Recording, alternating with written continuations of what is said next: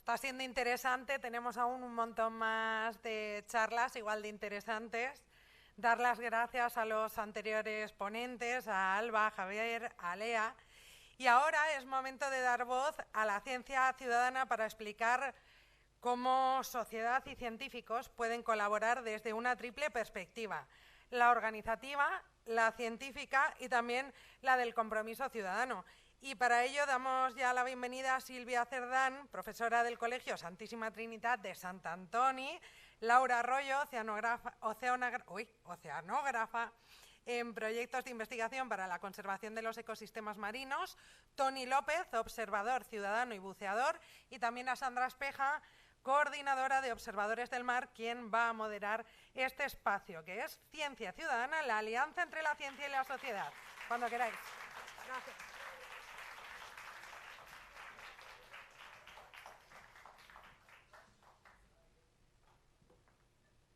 A ver.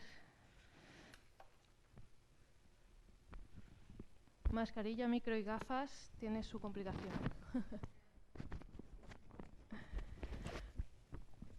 Bueno, buenos días a todos y a todas. Muchísimas gracias por estar aquí. Muchísimas gracias sobre todo a Foro Marino y todos los promotores por invitarnos y por pensar que la ciencia ciudadana y una mesa como esta pues podía ser interesante, ¿no?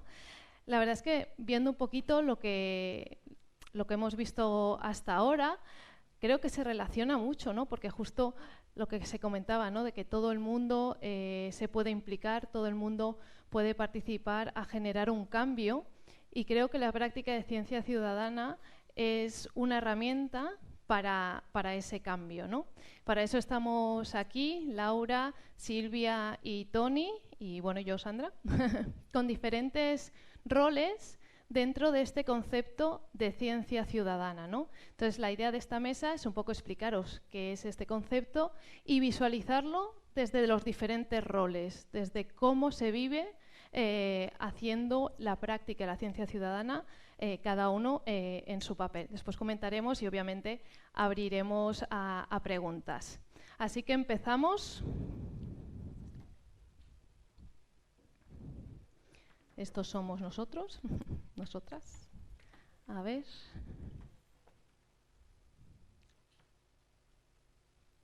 Ahora, aquí lo tenemos. Bueno, aquí está un poco la definición del concepto de ciencia ciudadana, que supongo que algunas de vosotras lo sabréis, otras no. La ciencia ciudadana se refiere a la participación del público en general en las actividades de investigación científica, donde la ciudadanía contribuye activamente a la ciencia, ya sea con su esfuerzo intelectual, con conocimiento o con sus herramientas o con sus recursos. Esta es una definición que hay en el libro blanco de la ciencia ciudadana, pero vamos, el concepto es unir a la ciencia, a los equipos científicos, con la sociedad en general, porque hay veces que lo vemos como lejano, ¿no? O sea, si no conocemos a ningún investigador o investigadora, o si no trabajamos en centros de investigación, se nos puede generar esta duda de ¿y cómo realmente se genera el conocimiento, ¿no? Cómo se hacen todas estas investigaciones? De esta manera, pues se aúna. Y además conseguimos que cualquiera de nosotros y de nosotras podamos participar de ese proyecto, de esas investigaciones. De manera que hay un cambio de paradigma un poco en cómo se genera este conocimiento. Ya no solo se genera en un despacho o con un solo grupo de investigación específico, que por supuesto lo hay y tiene que seguir habiéndolo, sino que va más allá, ¿no? ¿Dónde sucede? ¿Cómo se genera este conocimiento? ¿Quién lo hace? ¿Quién está observando? Y las respuestas es que sucede en cualquier sitio, todo el mundo participa, todo el mundo puede ser observador, de manera que conjuntamente creamos este conocimiento que después nos va a ayudar a una mejor gestión, que es el objetivo final de todo, ¿no? Para poder tener una buena conservación marina. Así que, bueno, pues con todo esto se nos generan unos cuantos pilares de lo que es la ciencia ciudadana. La ciencia ciudadana es una generación de diálogo entre equipos científicos de investigación y con la ciudadanía en su conjunto. Puede ser, como decíamos, con el sector educativo, pero puede ser con el sector náutico, puede ser con cualquier persona, ya os digo. Y además hay este diálogo porque pues puedes preguntarle a los investigadores, ¿no? O sea, recibes también información de tus dudas y se te resuelven. Todos los datos son de acceso público, es un concepto muy importante porque como son los datos que vienen de todas las personas, pues obviamente tienen que estar abiertas a todas las personas. Hay una creación de conocimiento conjunto, como he dicho, y se consigue una divulgación científica muy efectiva, porque al final no hay mejor manera de aprender que mediante la experiencia. Y si somos nosotras mismas las que estamos investigando, las que vamos a buscar una nueva especie, las que vamos a ver un reto científico si lo conseguimos, las que formamos parte de un muestreo de plásticos, por ejemplo, que es uno de los temas que se ha tratado hasta ahora y un proyecto que podemos comentar. Y todo esto hace que nos impliquemos en procesos científicos, teniendo la profesión que tengamos, ¿no? Y al final conseguimos una democratización de la ciencia, que no sea en un espacio de una burbuja, ¿no? y que solo suceda ahí, sino que la construyamos entre todos y todas. Con lo cual, al final, conseguimos un beneficio mutuo de estos como dos mundos que ya se conectan, de manera que desde los equipos científicos, desde los centros de investigación, consiguen muchísimos más datos, porque como seguramente nos comentará Laura, que es de los equipos científicos, se consigue tener ojos en muchos sitios que una sola persona no puede tener, porque obviamente solo tiene 2 ojos y solo puede estar en un sitio, ¿no? Entonces, de esta manera, hay muchísimos más datos que nutren a la ciencia. Y por otro lado, se consiguen dar respuesta a inquietudes de todas las ganas que tiene la gente de participar y de ser útil, porque muchas veces participamos en actividades o hacemos cosas y tenemos la sensación que a lo mejor cae en saco roto, ¿no? En cambio, con la ciencia ciudadana sentimos que es que vale la pena nuestro esfuerzo, nuestra energía, porque sirve para algo más allá de nuestro beneficio personal, que obviamente también lo hay, ¿no? Así que, bueno, un poquito esta es una explicación general del concepto de ciencia ciudadana del que vamos a tratar hoy. Y, bueno, pues para ello, aparte del concepto general, creo que es bueno, pues eso, visualizarlo desde los diferentes roles. Y así que le paso la palabra a Laura Arroyo, que bueno, va a ver ese rol de la parte más de equipo científico.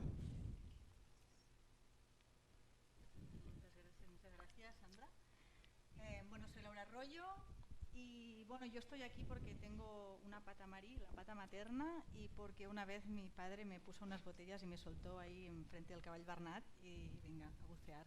No puedo decir la edad porque creo que rozamos la ilegalidad. Y de ahí nació pues mi pasión por la ciencia y la ciencia marina. Entonces, trabajando en el IMEDEA, que es el Instituto Mediterráneo de Estudios Avanzados, trabajando en un proyecto de algas invasoras, nos dimos de bruces con que somos muy pocos investigadores y que necesitamos todos los ojos posibles y habidos por haber en el mar para hacer el seguimiento y tener ciertos datos que si no, desde la ciencia no se pueden obtener. Entonces, ahí encontramos la plataforma Observadors del Mar, que ya desde hacía mucho tiempo hacían ciencia ciudadana. Pues ¿cómo? Pues la gente llamaba al Instituto de Ciencias del Mar de Barcelona diciendo: hemos encontrado un pez de tal especie, nunca lo habíamos visto, dejaban la muestra y así un montón de datos, pero tomados de manera muy, muy caótica, y ahí nació la plataforma. Entonces dijimos, caray, nosotros teníamos un proyecto de especies invasoras y decíamos, necesitamos esta plataforma para unificar todos los datos y tenerlos de una manera científica, con los datos, las observaciones concretas, una foto, la geolocalización y tener ya unos datos con un protocolo. Así que escogimos Observadors del Mar para trabajar con ellos, con un proyecto que es el de algas invasoras. Y bueno, las especies invasoras son especies que vienen de sitios que llegan a un ecosistema, se instalan y generan impactos en ese ecosistema donde llegan. Entonces, os quiero presentar a Rogulopteryx okamurae, la que conocemos como alga asiática, y os la quiero presentar aquí porque es un caso que nos está ocurriendo ahora mismo. la tenemos, este alga que viene de Asia, probablemente se introdujo en el Mediterráneo mediante la acuicultura y ahora mismo está invadiendo toda la zona de Andalucía, la tenemos en Marruecos y en Ceuta. En 7 años ha aumentado su rango de distribución en el Mediterráneo unos 250 kilómetros. Esto es de las grandes invasiones que hay actualmente. ¿Por qué la presento aquí? Pues porque aún no ha llegado a Baleares. Como este alga llegue a Baleares, no tendremos casi ni economía azul, porque no podremos ir a bucear, no podremos extraer más pescado, porque cambia toda la base del ecosistema. Recubre todos los hábitats desde 0 hasta 50 metros y cambia, como podéis ver, pues todo el paisaje. Todo esto es una misma especie, o sea, hay un campo monoespecífico de esta especie. Entonces, en Andalucía ya la tienen, y no solo la tienen debajo del mar, sino que está encima del mar, crean malos olores, la gente no puede ir a las playas con todo lo que esto desencadena. Entonces, quiero que se vea bien, en esta fotografía se ve un poquito mejor el detalle, para que nos la quedemos bien en nuestro cerebro, por si la vemos, avisar rápidamente. Podemos subir la observación a Observadors del Mar, Proyecto Algas Invasoras, y a partir de ahí vamos a ver qué podemos hacer. Es un poco difícil de identificar, pero bueno, cualquier cosa que se parezca a esto es importante decirlo.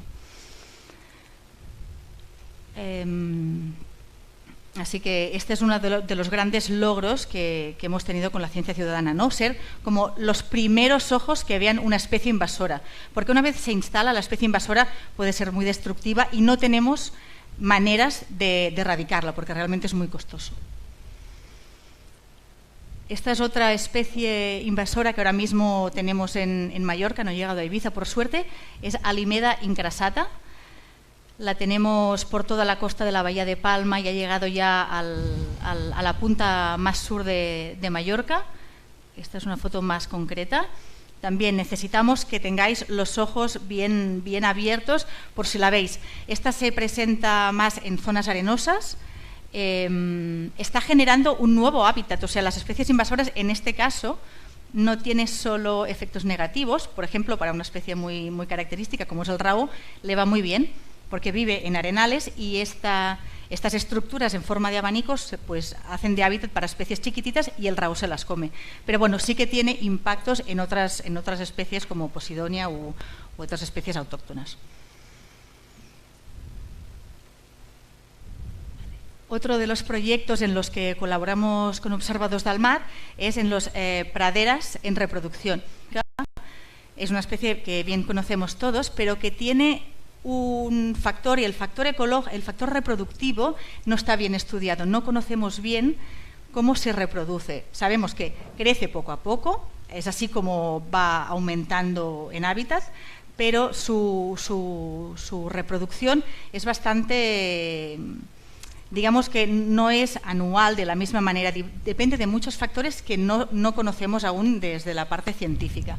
Entonces, con este proyecto, que es Praderas Marinas en Reproducción, queremos saber dónde hay las unidades de reproducción, que serían las flores. Ahora mismo, en este momento, septiembre, octubre y hasta febrero, pero sobre todo en otoño, tenemos el evento de reproducción, el evento de floración de Posidonia oceanica.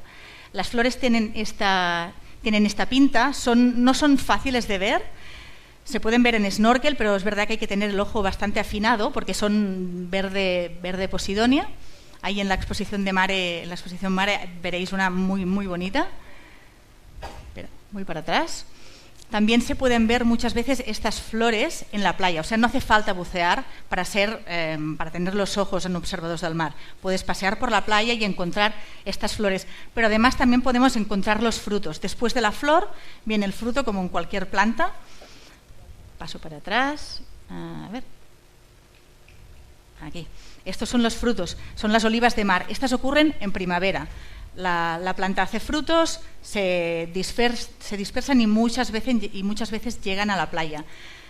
El saber dónde están estos frutos también ha sido muy beneficioso para la ciencia, porque en proyectos de restauración de praderas se han utilizado los frutos, que dentro de ellos hay una semilla, se llevan al acuario, se generan plántulas, pequeñas pequeñas plantas germinadas y posteriormente se siembran en el mar. Entonces, conocer también dónde hay llegadas de frutos es importante para ciertos proyectos de investigación y de restauración. Y otra de las cosas que queremos saber en este proyecto son los impactos que acechan a las especies de fanerógamas marinas.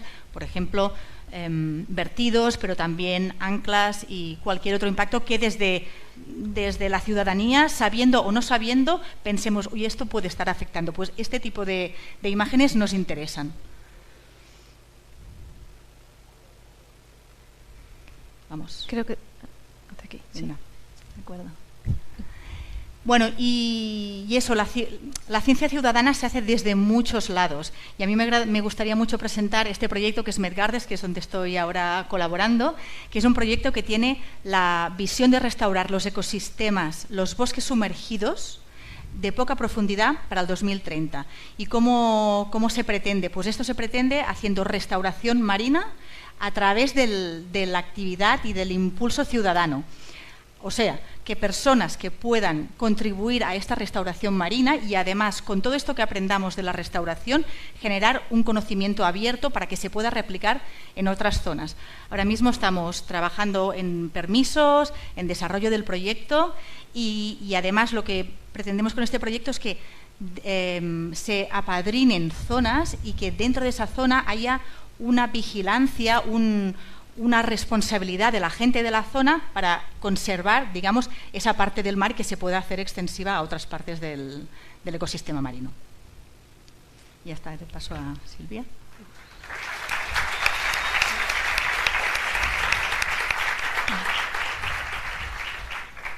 Uy, perdón.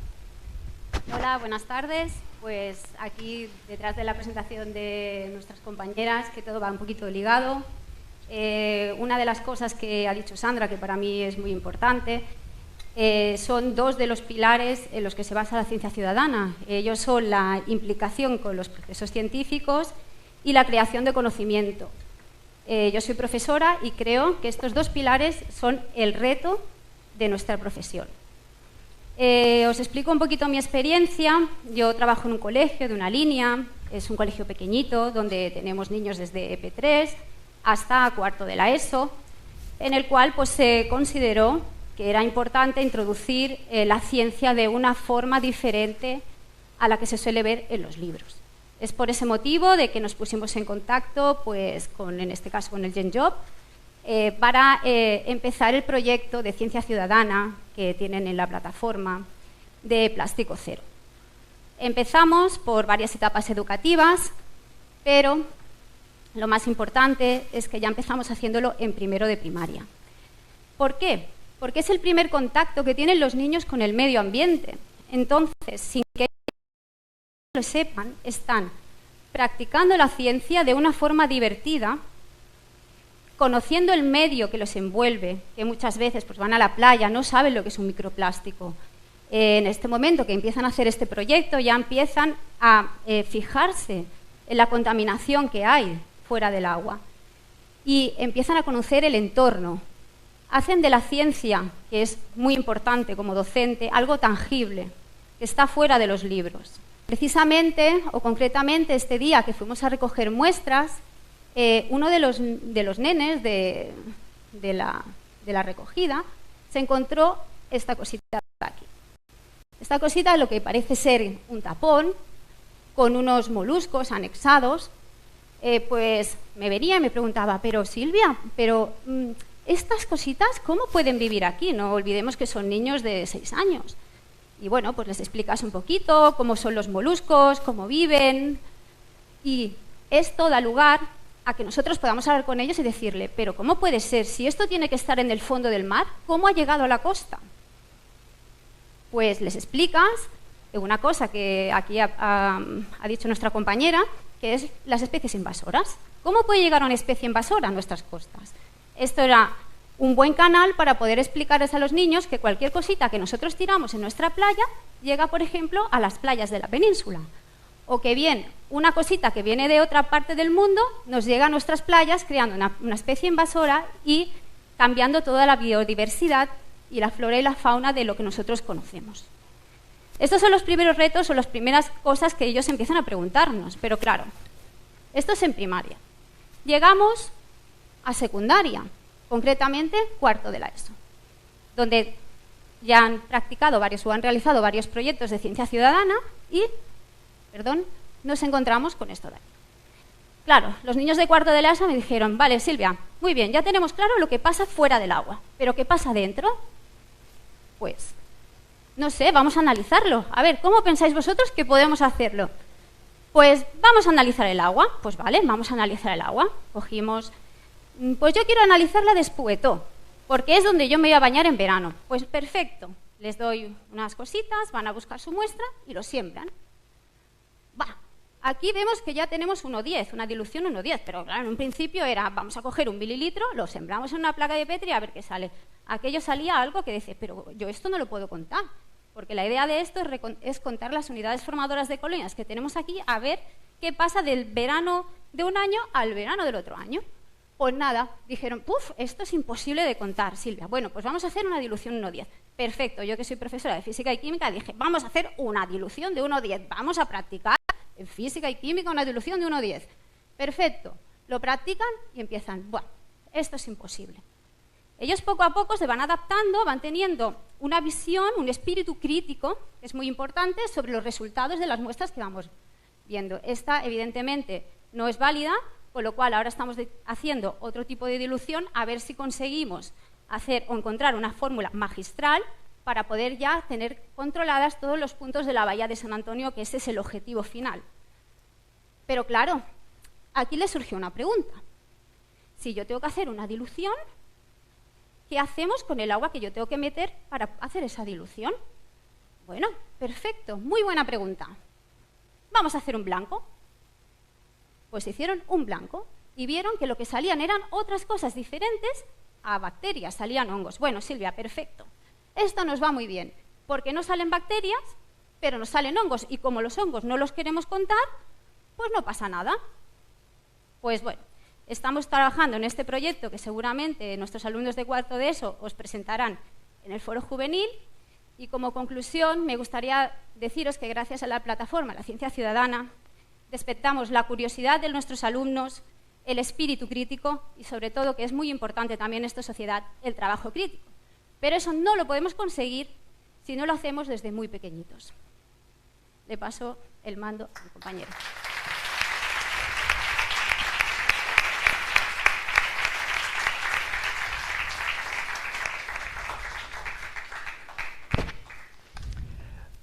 Buenos días a todos. Yo soy quizá el eslabón más bajo de la cadena de científicos. Soy un buceador. Soy un buceador recreativo además, no soy un profesional, pero llevo buceando desde que tengo 4 años, que mi padre me regaló una máscara, me enseñó qué era el mar, y entonces el mar ha sido para mí algo esencial, ¿no? Desde entonces me sumerjo semanalmente, buceo en verano y en invierno, y entonces también soy aficionado a la fotografía, y voy cogiendo pues fotografías que subo a la plataforma de Observadores del Mar. Conocí Observadores del Mar a través de mi centro de buceo, que es colaborador también, y entonces sentí la necesidad de devolverle al mar aquello que me entrega. Para mí el mar es belleza. Yo me siento bien dentro del mar. Me gusta ver el mundo marino, me gusta ver las especies marinas, me gusta ver las praderas de Poseidonias, donde también colaboro para hacer la medición de las praderas, y necesitaba devolverle al mar algo, ¿no?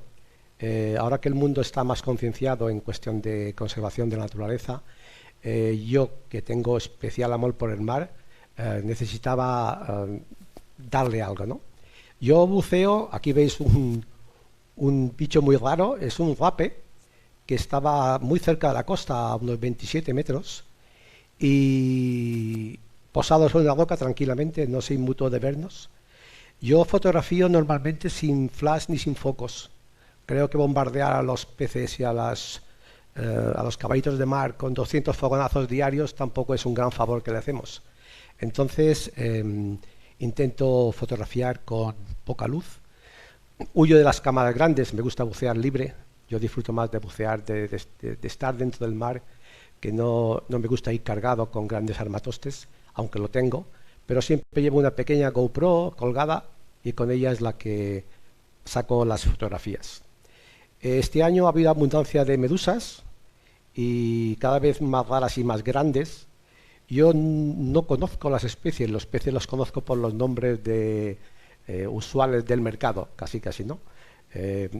Pero sí todas las fotografías, todos los peces, las algas que encuentro interesantes, las fotografío y las subo a la plataforma para uso de los investigadores.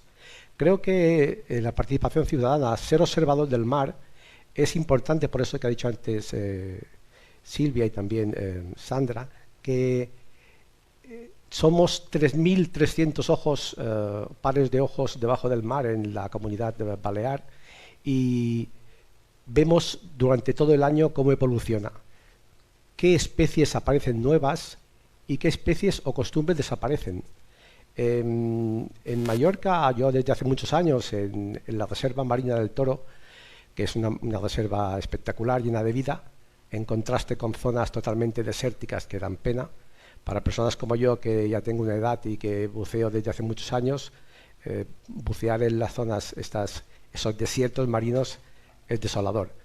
Pero en esta plataforma, durante cada año, venían las cántaras a poner a ovar, y era un espectáculo bonito de ver, que cambiaban de color, se convierte en un azul avatar, ¿no? Y han desaparecido.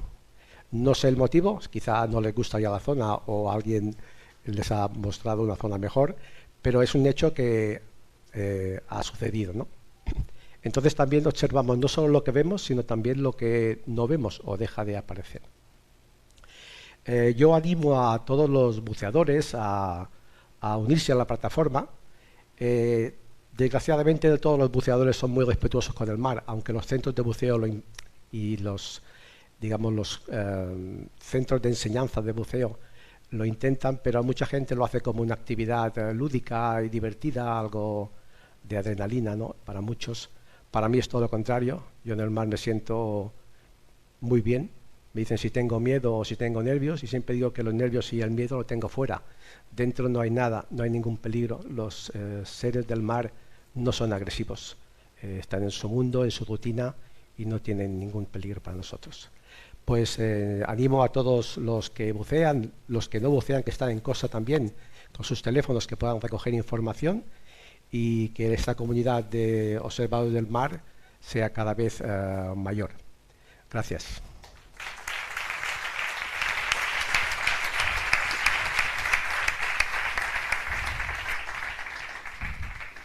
Tenemos muchas fotos de Tony, que las podemos ir disfrutando. Y bueno, se ha ido comentando un poquito, ¿no? Hemos ido introduciendo poco a poco la plataforma de observadores del mar, ¿no? Desde las diferentes perspectivas. Entonces, bueno, os voy a comentar un poco más qué es, ¿no? esta plataforma. Observadores del Mar nació en 2012 en el Instituto de Ciencias del Mar de Barcelona. Ya ha contado un poquito Laura cómo, ¿no? Pues para poder vehicular estas ganas que tenía la gente también de informar y de participar. Y la verdad es que ha ido creciendo, se han ido uniendo centros de investigación en la coordinación del proyecto, el CEAP en Blanes y MEDEA aquí en Baleares, pero contamos con el apoyo de 98 científicos y científicas de unas 45 centros de investigación que están detrás de la pantalla, apoyando, ayudando, cogiendo estos datos y verificándolos. Dentro de la plataforma web observadoresdelmar.es se puede participar en 15 proyectos de temáticas muy diversas, como podéis ver aquí. Hay corales, hay peces, diversos proyectos de peces, hay medusas, hay crustáceos, hay praderas marinas donde se incluye la posidonia, pero también otras. Hay aves marinas, hay algas invasoras, como decía Laura, desiertos submarinos también, para no fijarnos solo en los individuos, sino también fijarnos en el hábitat, familia de signátidos, donde están los caballitos de mar, los peces pipa, tiburones y rayas, un proyecto que empezó el año pasado, Nacras, un proyecto que tuvo muchísima implicación ciudadana con esa gran mortalidad que hubo hace unos años, y después 2 proyectos más de impacto, ¿no?, de basura marina y de microplástico. De microplástico es el que ha unido en la conversación Silvia, ¿no?, y se hacen unos muestreos con los centros educativos y la verdad es que está funcionando muy bien. En Ibiza y Formentera lo coordina GenCop con diferentes centros. Se están consiguiendo muchísimos datos de diversas playas. También ahora se está haciendo en Mallorca y en Menorca y en otras playas de Cataluña, de manera que con ese muestreo se puede ver qué está sucediendo con los microplásticos en esas mismas playas durante el periodo de meses y de años. Toda esta información que nosotras enviamos a la plataforma, toda se verifica por equipos científicos, este número de personas que os decía, ¿no?, y después sale en un mapa. Pero a lo mejor ahora estáis pensando, bueno, vale, pero ¿y yo sí, cómo lo hago, no? Es muy sencillo, entráis en la página web observadoresdelmar.es y os registráis, y una vez estáis registrados os abre esta nueva como pestaña, ¿no?, que pone nueva observación. Cuando os hayáis registrado, además, podéis elegir en qué proyectos queréis participar y qué no. Y entonces pues podemos imaginar que hemos hecho una observación de una medusa y entonces seleccionamos el proyecto medusa y se nos abrirá una ficha, que hay ejemplo de ficha de algas y de praderas. Y como veis, las fichas, siempre la parte de arriba, son todas las mismas para rellenar la información de fecha, fotografía, la geolocalización y después ver qué especie es. Si no sabemos la especie, que es muy probable a veces que no se sepa, no pasa nada, hay un botón que pone no identificada. Y como que eso pasa al equipo de científicos y científicas, directamente serán ellas las que dirán, ah, pues mira, esto es esta especie o es otra, ¿no? Y después cada ficha pues se rellenan unos datos diferentes, depende del proyecto. Y lo enviamos. Una vez se envía, como os digo, lo reciben los equipos de investigación y si validan esa información, queda en un mapa. Ahora mismo en el mapa de observadores del mar podemos ver toda esta cantidad de observaciones, en realidad más, porque esta fotografía es de hace unas semanas. Y si nos vamos acercando a esos números son observaciones acumuladas, pues podemos ver cada una de nuestras observaciones. Podréis ver observaciones de Tony, la verdad que si ponéis en el filtro Tony López veréis todas las observaciones que ha hecho él y seleccionadas por color según los proyectos. Para que os hagáis una idea de estos datos que hemos dicho, ya tenemos más de 15.000 observaciones, más de 3.300 personas que participan. Y 336 entidades que pueden ser centros de buceo, que pueden ser otro tipo de entidades como el GenGov, que hemos dicho, pueden ser escuelas también, y al final aunamos a este concepto de ciencia ciudadana, que es crear entre todas y todos más información. Aparte de observadores del mar, quiero decir también que hay otros proyectos que os animo a que participéis. Y por ejemplo Medgarden, ¿no?, es uno con el que trabajamos muy estrechamente y que también aúna este concepto de ciencia ciudadana.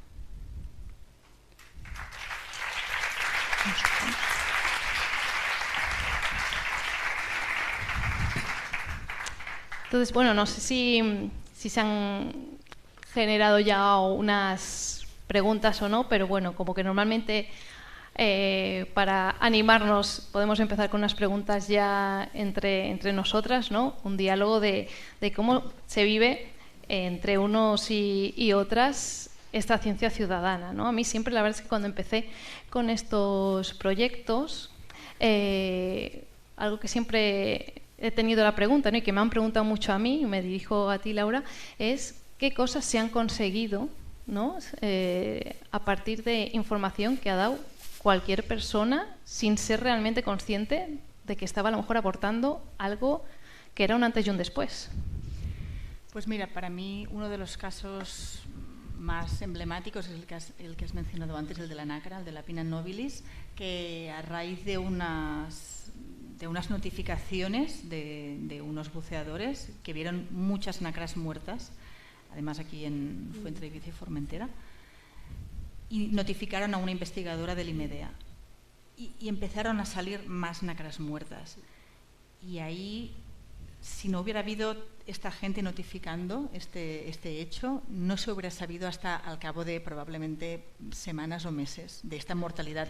Fue una mortalidad muy rápida a causa de este patógeno que, bueno, sigue estando en el Mediterráneo, y seguimos teniendo este periodo crítico para la NACRA. Entonces ahí las investigadoras se unieron en el proyecto Observadores del Mar, y lo que hicieron fue pues facilitar a la ciudadanía pues dar más datos sobre las nacras muertas, vivas o enfermas, que en ese momento había ese proceso de nacras enfermas que ahora mismo ya no hay porque están muertas. Pero esto fue como, para mí es el proyecto estrella, ¿no?, de lo que se consiguió gracias a la ciudadanía. Pero es que, por ejemplo, a nivel de algas invasoras se han podido ampliar los mapas de invasión. Las especies invasoras son muy específicas de quién son la especie invasora y a dónde van. Entonces, digamos que muchas veces no se tiene esta información de antes porque no había ocurrido de la misma manera. Así que con las observaciones de la gente se puede ir aumentando o disminuyendo, ¿no? Ah, mira, aquí ahora está, este año no está, y vamos viendo cómo evoluciona. Eso, pues con los pocos proyectos de investigación que hay y la poca financiación que hay a la ciencia, pues es muy difícil seguirlo. Y luego pues ahí ha habido papers científicos publicados en publicaciones científicas reconocidas, con nombres de ciudadanos ahí en los autores, ¿no? Porque se han visto nuevas especies en tal zona, se han visto pues nuevos hábitats. Entonces, sí, recuerdo que una de las compañeras del equipo de NACRAS me comentó que en uno de los artículos científicos que sacaron, el 40% de la información, de los datos, era de ciencia ciudadana, el 40%, o sea, eso es una barbaridad. O sea, me parece también un caso... Claro, y la parte buena es que al validar cada una de las observaciones se valida, entonces nosotros estamos seguros que ese dato lo tomamos como un dato científico. Hay mucho rigor, es lo que decíamos, ¿no? Todo lo que sale en el mapa está validado, ¿no? Hay un rigor científico detrás, haga quien haga la observación inicial. Y por lo tanto son útiles todos esos datos. Y hay mucho trabajo que hacer. Aún tenemos muchas observaciones que no hemos podido trabajar porque no tenemos financiación para trabajar todas, necesitamos proyectos específicos para saber, necesitamos más preguntas, necesitamos también, o sea, para mí uno de los fuertes de la ciencia ciudadana también es ver qué es lo que nos interesaría estudiar, ¿no? Cuáles son las preguntas que salen de la gente, que nos interesa, y trasladarlas a la ciencia, y no sea solo la ciencia que pregunta, sino pues qué nos interesa saber del mar, pues trasladar esas preguntas. Que por ahí, por ejemplo, el sector educativo puede generar bastante, ¿no? Bastantes preguntas que se puedan generar en la aula, en las necesidades de divulgar, de educación. ¿Cómo se vive todo esto en las aulas, Silvia? A ver, se vive. Primero, antes de vivir algo, yo creo que primero tenemos que despertar la curiosidad de los niños, porque evidentemente no olvidemos que son niños y tienen otras curiosidades totalmente diferentes a nosotros. Entonces, lo importante, bajo mi punto de vista, es que cualquier pregunta que nos hagan, aunque nos parezca sencilla, contestarla. Aunque para nosotros sea evidente, para ellos no lo son, es una inquietud que ellos tienen. Entonces, si tú les das respuestas a esas preguntas, ellos luego tienen un feedback contigo que te pueden responder preguntas o te pueden ayudar a hacer cosas. Entonces, por aquí yo creo que puede ir y es tan importante empezar, pero no empezar en la ESO, sino empezar, por ejemplo, en las clases de P3, P4, a generarse esa curiosidad para luego que nos puedan ayudar y poder contestar a nuestras preguntas y generar datos y aportarnos luego datos que vosotras luego podéis utilizar para hacer estudios. Y ahí, o sea, se vive la ciencia ciudadana desde los niños y niñas como algo divertido, algo que... O sea, sí. Supongo que es como todo, ¿no? Que hay quien sí, que hay quien no. A ver, yo puedo contar lo que pasa en el cole. Ahora, por ejemplo, el blanco que hicimos, pues normalmente antes del COVID sí que cuando hacíamos cualquier proyectillo y era de algún grupo determinado, pues ese grupo iba por todas las clases enseñándolos, ahora tengo que ser yo. Pero el coger la placa de Petri, irte ya a una clase de P4, P5, mirar, chicos, lo que hay aquí, y esto por qué sale, y esto, pero ¿cómo habéis conseguido esto? ¿Y esto qué es? O sea, esa curiosidad desde el principio de las primeras etapas logra que al final luego pues maduren y quieran participar en este tipo de proyectos, ¿no? O sea, yo tengo ahí una clase de segundo que vamos a empezar a hacer un proyecto en breve y están súper ilusionados. Ya me estaban diciendo, oye, tal día, acuérdate que tal día nos vamos. Y eso es muy importante. Pues sí, esperemos que todo este equipo se registren también en la plataforma. Después tenemos el caso de Tony, ¿no? Que Tony es ingeniero. Sí. O sea, no es que trabaje en temas marinos y tenemos, como el caso de Tony, muchos. Otro Tony trabaja en banca y también aporta muchísimos datos. Entonces, mostrar que no tienes que dedicarte a esto para poder participar y que eres un ejemplo de que cualquier persona puede participar, ¿no? ¿Cómo te entraron estas ganas de decir, ay, qué interesante esto, me merece la pena a nivel personal participar? Pues, como he dicho antes, como siempre soy aficionado, he sido siempre aficionado a la fotografía en general, pues me gustaba coger esas imágenes. Y al principio las transmitía solamente en las redes sociales a mis amigos y compañeros, que siempre les gusta verlas. Dicen, qué mundo más maravilloso. Ya me gustaría poder verlo. Siempre digo, tenéis la oportunidad de verlo, solo tenéis que hacer un curso y participar en esta visión, ¿no? Entonces, el hecho de entrar en un centro de buceo ya empiezas a tener una conciencia mayor sobre la conservación del mar. Siempre tenemos esa conciencia de conservar la naturaleza, pero como nuestra afición, en este caso el mío, es el mar, pues fue casi, yo te digo, antes una obligación para el mar, ¿no? Entonces las fotografías las empecé a subir al foro marino, supe que eran útiles para la investigación científica, todas. Siempre mi duda era si era muy importante una cosa u otra. Al final dicen que todo es importante porque aunque, por ejemplo, doncellas o salpas que hay por todas partes, ya como fotógrafo no son quizá interesantes, pero para la comunidad científica sí lo es, saber si hay un aumento, si han aumentado en otras zonas. Entonces, esa información la he ido subiendo cada vez de manera más usual, no solamente especies concretas más raras o menos visibles, sino todas en general, ¿no? Y a mí me da satisfacción personal, ¿no? Una satisfacción de poder comunicar esto. De hecho, cuando yo subo las fotos a las plataformas para que las vean mis amigos o mis amistades, que cada vez son mayores, pues no solo ven la fotografía en sí, sino que admiran esa belleza, y eso les da cierta conciencia de que el mar debe preservarse, ¿no? La naturaleza debe preservarse. Y esto lo hago pues cuando tengo oportunidad. Mis nietos me dicen, guagua, así me llaman, ponme vídeos de peces, y yo les pongo vídeos de peces y ellos lo ven con gran curiosidad. Yo creo que eso para ellos ya es una entrada en conciencia de que el mar es algo que no es solo una playa para irse a bañar, sino que es un sitio donde hay vida y donde hay belleza. Y esto yo creo que les da una conciencia saludable. Pues sin duda, sí. ¿Y es fácil, es difícil subir una observación? Que hay veces que hay gente que dice, esto es un lío. No, la observación. Yo todas las fotografías que hago, que os he dicho las hago con la GoPro, al instante las paso a mi móvil, las manipulo en mi móvil y las subo a la plataforma del móvil. No tardo ni 5 minutos en hacer una foto y subirla a la plataforma. Es muy fácil. Entras en la web, te identificas y subir foto, geolocalizarla.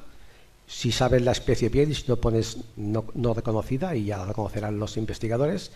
Y es muy rápido. No tiene necesidad de descargar fotos, ir al ordenador, no. Desde los propios móviles se hace con mucha facilidad. Pues nada, yo quería retomar el tema de la satisfacción personal, ¿no? Y es Sí. verdad que desde la ciencia normalmente se trabaja dentro de laboratorios en espacios blancos un poco fríos, y en el momento en que sales y estás en contacto pues, eso, con gente que trabaja en las escuelas, con gente apasionada del mar, que eso, disfrutas y buceas cada día, gente como Lenka, pues, y yo qué sé, y estar aquí y oír conferencias así inspiradoras, pues no, te hace un bien sentir y que te cambia un poco el punto de vista y tu manera de trabajar. Entonces, para mí la ciencia ciudadana es esto también, ¿no? Es un cambio también de emoción en tu trabajo. Que es muy importante trabajar con la emoción, que a veces solo se trabaja con la cabeza. Con ¿no? la mente, sí. Exacto. Bueno, abrimos a preguntas. ¡Uepa! Esto está muy bien. ¿Cuánta pregunta?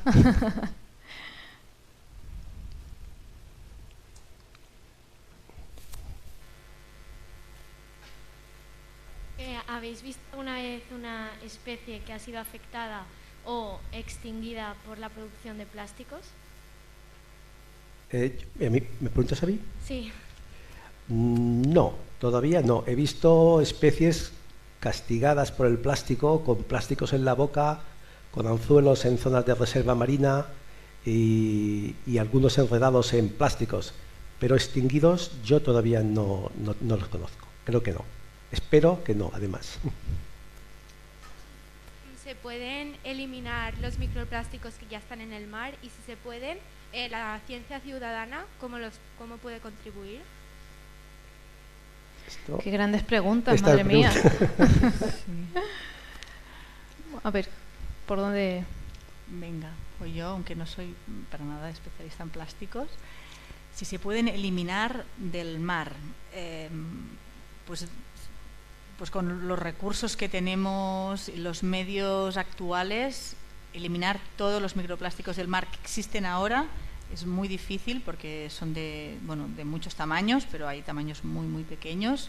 Están ya enterrados en el sedimento, entonces esto significaría, si los quisiéramos eliminar todos, que igual este tampoco es el objetivo, pero porque tendríamos que remover arena, y es el hábitat para otras especies, o sea, realmente quitarlos todos creo que es imposible, además que seguimos generando, entonces eliminaríamos una parte pero seguirían llegando por otro lado. Entonces, hay que trabajar desde muchos lados. Uno es eliminando los que sí que son grandes y están entorpeciendo la vida marina, pero sobre todo en la reducción de entrada de plásticos al mar.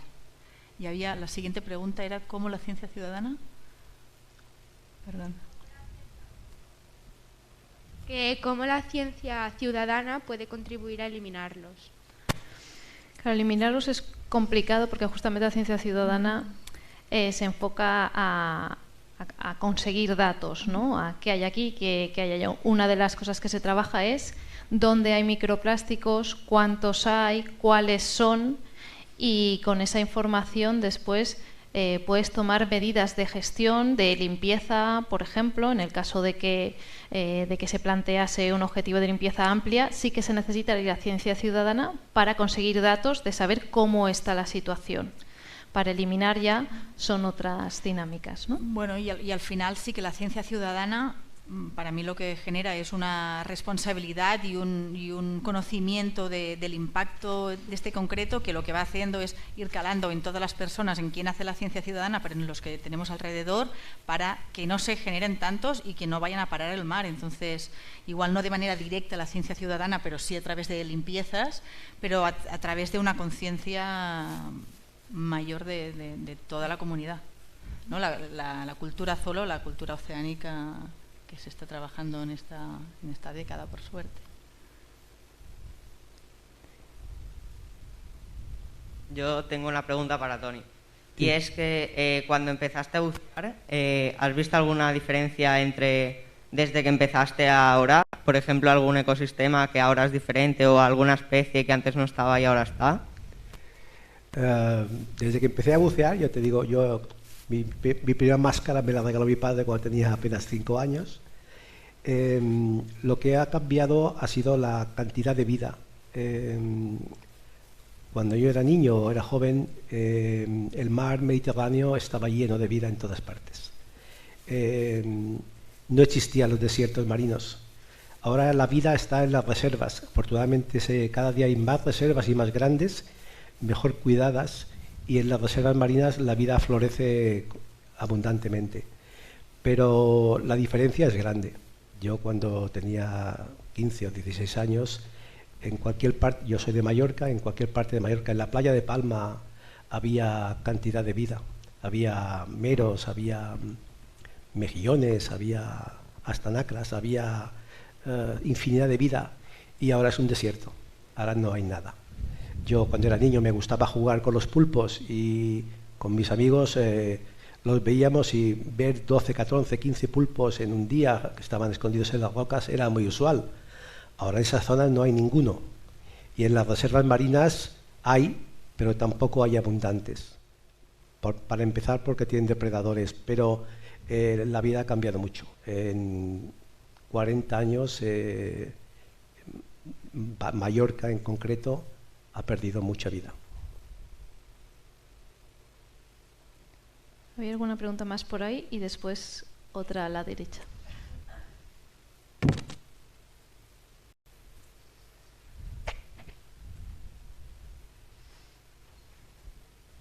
Muy buenas, muchísimas gracias. Muy interesante todo lo que comentáis. Y soy José Escaño, coordinador del proyecto MedGardens, compañero de Laura. También la Fundación CleanWave es entidad colaboradora, aunque no hemos empezado realmente a potenciar suficientes observaciones. Estamos trabajando duro en desarrollar esa estrategia. Entonces, habéis comentado varios valores, desde un buceador apasionado, amante del mar, que tiene su centro de buceo, que creemos en MedGardens que es el mejor perfil por las veces que salen al mar y por su capacidad técnica también. Tenemos ahí el valor para los niños y niñas que aprenden jugando, divirtiéndose en el entorno. Pero antes hablábamos en la economía azul, la transformación del sector turismo. ¿Existe alguna, o veis alguna posibilidad en desarrollar productos ecoturísticos? Por ejemplo, en MedGardens ya con Tramuntana Diving, un observatorio centinela de ODM, hemos desarrollado un primer training de snorkel científico que resultó ser demasiado largo, son 2 días, y demasiado caro, digamos, costoso. Entonces hemos encontrado algunas barreras. ¿Eso podría ser algún punto de interés? Le pregunto a Sandra o a quien quiera contestar. Sí, yo creo que sin duda, obviamente el ámbito del buceo es clave, es un actor clave para esto, pero que puede aportar datos, la navegación, puedes aportar datos haciendo snorkel, puedes aportar datos caminando por la playa, haciendo kayak, ¿no? Hay muchas maneras de tener datos con actividades que se hacen en el mar, ¿no? Y sin duda el sector turístico, una de las cosas que hace en Baleares sobre todo son actividades en el mar. Entonces, yo creo que podría ser un valor añadido para las personas que vienen, y sobre todo personas que vienen cada vez más concienciadas, que deciden el destino turístico muchas veces por cómo es ese destino y qué puedo hacer más allá de visitar las cosas que hay, que al final en todos los sitios hay cosas bonitas, es que puedo aportar, ¿no? Y entonces creo que es algo que es un valor que se puede dar para que el sector turístico se lo haga suyo y proponer a todos los visitantes que vengan, que si quieren pueden participar en Ciencia Ciudadana, que a la vez que disfrutan de un paisaje o de una actividad pueden reportar información que va a ayudar a la investigación local y que por lo tanto, aparte del impacto que generan, que también es obvio, pues que compensen también con esa otra aportación. Yo creo que es viable, estamos empezando a investigar el cómo, ¿no? Porque el qué es posible, pero hay que sentarnos y establecer el cómo. Y en espacios como en el Foro Marino también hay gente de este ámbito y yo creo que puede ser un inicio para ese cómo, ¿no? Respecto a esto, claro, a mí lo que me ha ocurrido a veces yendo a centros de buceo o bueno, empresas que sí que pueden tener de los que se podrían generar estas experiencias, es que se dan unas formaciones. Está claro que las personas de la empresa tienen que tener una formación del medio ambiente si no lo tienen. Y cuando se les da esta formación, yo sí que he tenido la experiencia que muchas veces las personas que están trabajando ahí cambian muy a menudo, si no cada temporada. Entonces, las formaciones que se hacen se tienen que volver a hacer año tras año. Entonces, si no hay una conciencia real de la empresa, de un valor, que apuestan por este valor de la sostenibilidad y de la cultura oceánica, la experiencia mía es que siempre hay que volver a hacer ese esfuerzo, ¿no? Cuando parece que tú formas a la persona que va a formar, pero es que esta persona cambia, entonces siempre hay que volver ahí. Entonces yo creo que la cultura empresarial es clave, claro. Totalmente. Pero bueno, en centros de buceo, pero en hoteles que podrían... Claro. Digo, para hacer digamos, sostenible esta formación, sí, ¿no? sí. Para que no siempre tenga que ser, pues tú como coordinadora de la plataforma o como una científica que se va a explicar. O sea, que se pueda extender de aquí hacia más allá, ¿no? Claro, la idea es que esto al final es una comunidad, ¿no? Y que todas y todos seamos parte de ello y que vamos, bueno, aquí hay ejemplos también de compañeras que son parte de ello. Tenemos a Marta, que vamos, difunde todo este concepto allá donde va. Y eso es maravilloso, ¿no? Esa conciencia propia para difundir después. No sé si vamos con tiempo o no, la verdad, pero quedaban preguntas por aquí que me parecen interesantes de las generaciones del futuro. Bueno, me he colado. Yo solamente quería hacer un apunte rescatando una cosa de un tema que se habló la semana pasada en un congreso, que es el Congreso de Comunicación Social de la Ciencia, que es muy interesante, ¿no? Cómo comunicar la ciencia y la sociedad, vincular. Hablaban del turismo científico, una nueva manera, podemos investigar esto, ¿no? Turismo científico, que se hablaba de, pues, a los turistas ofrecerles experiencias científicas, observadores del mar, imagínate, pues ir a centros de investigación, visitar museos, visitas guiadas, paseos de naturaleza, interpretativos. Entonces, yo creo que esto es una cosa que deberíamos pensar, ¿no? El turismo científico en las Baleares. Hay que explorar eso, sin duda.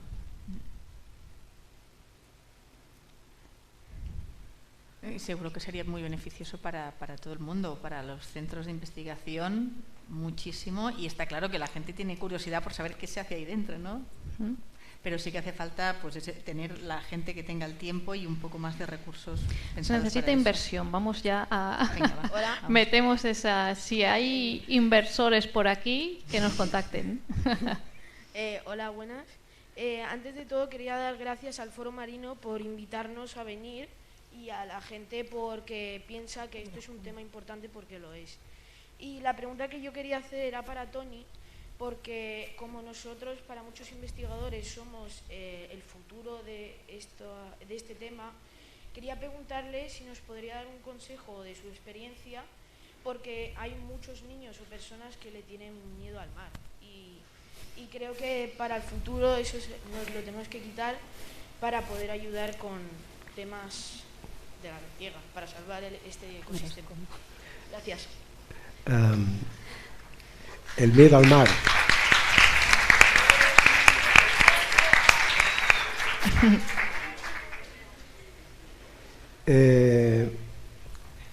Yo siempre me he preguntado por qué tenemos miedo al mar. Para mí a mí el mar nunca me ha dado miedo. Sí, nos ponen desde niños, cuidado con ahogarte, ¿no? Cuidado con... el mar hay que respetarlo. El mar hay que respetar sus normas, ¿no?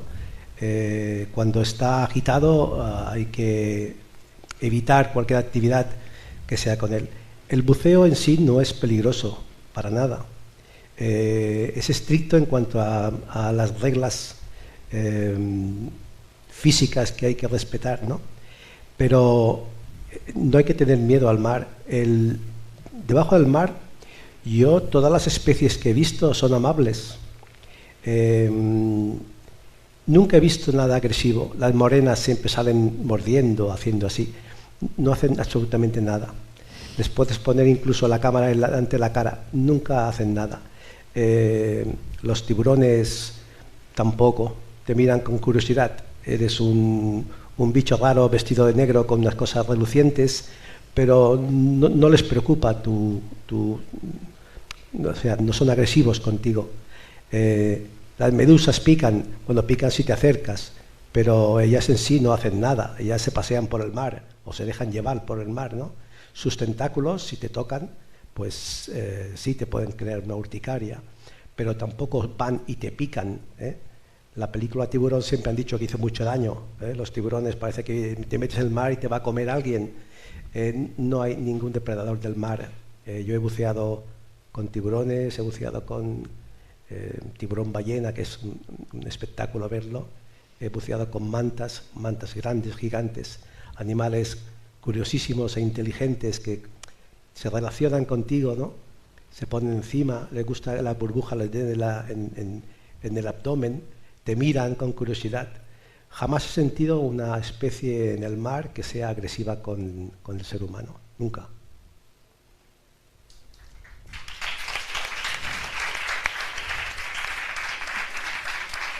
Toni, aquí ya vemos que lo del último eslabón nada, porque todas las preguntas...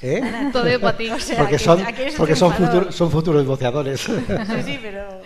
Bueno, me dicen por ahí que hay que ir cerrando. Creo que se ha quedado una pregunta. Si es extremadamente rápida y la respuesta también, venga. No sé si se van a enfadar conmigo la organización.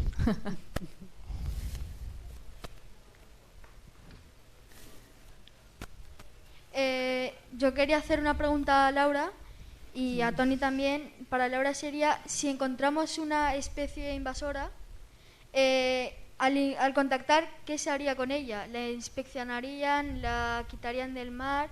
Y para Toni era que si alguna vez has encontrado una especie invasora por el mar. ¿Empiezas? No, yo no he encontrado ninguna, porque es una de las cosas que he comentado. Yo me dedico más a observar los peces, pero me daría igual observar las algas, pero para mí es un campo algo desconocido. Por eso siempre he dicho que a la comunidad científica, dentro de lo que es los observadores del mar, nos tendrían que poner deberes. Es decir, si interesa algo en concreto, somos 3.000 ojos, 3.000 pares de ojos que podemos mirar mucho más. Y entonces yo nunca me he dedicado a ver, por ejemplo, algas, ¿no? No las distingo. Pues espera que yo te doy. Y respecto a qué hacer si nos encontramos una especie invasora, pues si la identificas como invasora, porque ya la sabes, pues porque has visto aquí las fotos, o porque sabes que es invasora, pues eso, hacer un reporte en la web de Observa2, y ahí lo que haríamos nosotras sería, si es esa especie invasora y la conocemos, mapeamos. Lo que pasa es que con las especies invasoras tienen una cuestión, que es que claro, la tendencia inicial es como, vale, especie invasora, pues la arrancamos.